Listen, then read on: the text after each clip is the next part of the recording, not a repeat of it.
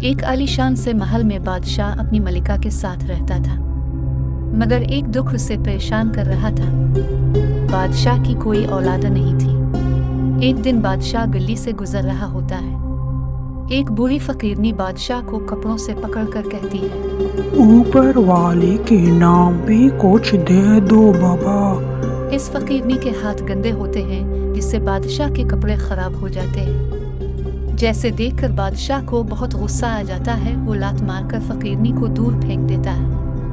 پھر فقیرنی اسے بد دعا دیتی ہے، جا تیری مراد کبھی پوری نہ ہو۔ پھر کچھ عرصے بعد بادشاہ کے ہاں بیٹے کی پیدائش ہوتی ہے۔ بادشاہ پوری سلطنت میں جشن مناتا ہے، مگر اتنے میں بچے کے رونے کے بجائے گدھے کی آواز آتی ہے، جیسے سن کر بادشاہ چونک جاتا ہے۔ یہ دیکھ کر بادشاہ حیران رہ جاتا ہے کہ اس کے بیٹے کا سر گدھے کا تھا۔ پھر بادشاہ اس بچے کو سب سے چھپا کر ایک بند کمرے میں رکھتا ہے۔ ادھر لوگوں میں یہ بات پھیل جاتی ہے کہ بادشاہ کا بیٹا نہ تو معذور ہے یا وہ اور لوگوں سے مختلف ہے، اس لیے بادشاہ اسے چھپا کر رکھتا ہے۔ وقت کے ساتھ ساتھ شہزادہ بڑا ہو جاتا ہے۔ اب وہ چپکے سے محل سے باہر جھانکنے لگا تھا۔ ایک دن شہزادہ اپنی بالکنی میں کھڑا ہوتا ہے۔ وہ دیکھتا ہے کہ ایک خوبصورت لڑکی دریا سے پانی بھرنے آ رہی ہے۔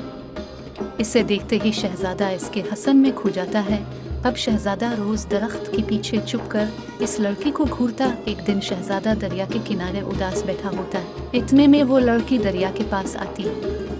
پہلے تو وہ شہزادے کو دیکھ کر ڈر جاتی ہے، پھر شہزادہ کہتا ہے، ڈرو نہیں، میں شہزادہ ہوں۔ میں روز تمہیں اپنے محل کی بالکنی سے دیکھتا ہوں، پر ہمت نہیں ہو رہی تھی کہ تمہارے سامنے آ۔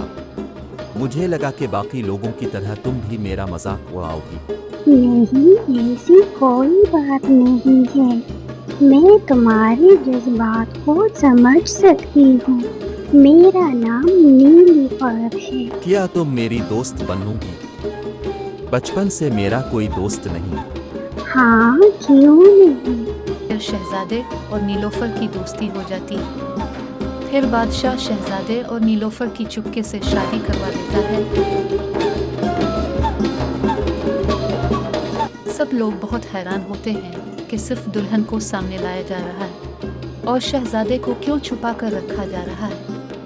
کچھ دنوں بعد بادشاہ مر جاتا ہے۔ پھر سب لوگ جمع ہو کر ملکہ سے کہتے ہیں کہ اب تو شہزادے کو سامنے آنا ہوگا، نہیں تو ہم بادشاہت کسی اور کو دے دیں گے۔ شہزادہ یہ سن کر بہت اداس ہو جاتا ہے۔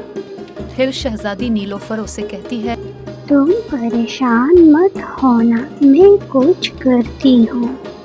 اگلے دن جب سب اکٹھا ہوتے ہیں کہ آج شہزادے کو سب کے سامنے آنا ہوگا، اتنے میں شہزادی نیلوفر مردانہ روپ بنا کر لوگوں کے سامنے تخت پر بیٹھ جاتی ہے، جیسے دیکھ کر سب حیران ہو جاتے ہیں۔ جب شہزادی نیلوفر محل کی طرف جاتی ہے تو اس کے پاؤں سے پازیب گر جاتی ہے۔ ارے واہ، یہ شہزادہ ہے یا شہزادی؟ پھر سب ملکہ سے کہتے ہیں کہ اب ہم شہزادے اور شہزادی کو ایک ساتھ تخت پر دیکھنا چاہتے ہیں۔ یہ سن کر شہزادی بہت اداس ہو جاتی ہے۔ پھر شہزادی نیلوفر جنگل کی طرف چلی جاتی ہے اور ایک کنویں کے پاس بیٹھ کر سوچنے لگتی ہے۔ اتنے میں دو پرندے آپس میں باتیں کرنے لگتے ہیں۔ کیا تمہیں پتہ ہے اس کنویں کا پانی بہت شفا والا ہے؟ جو بھی اسے جس مقصد کے لیے پیتا ہے وہ ٹھیک ہو جاتا ہے۔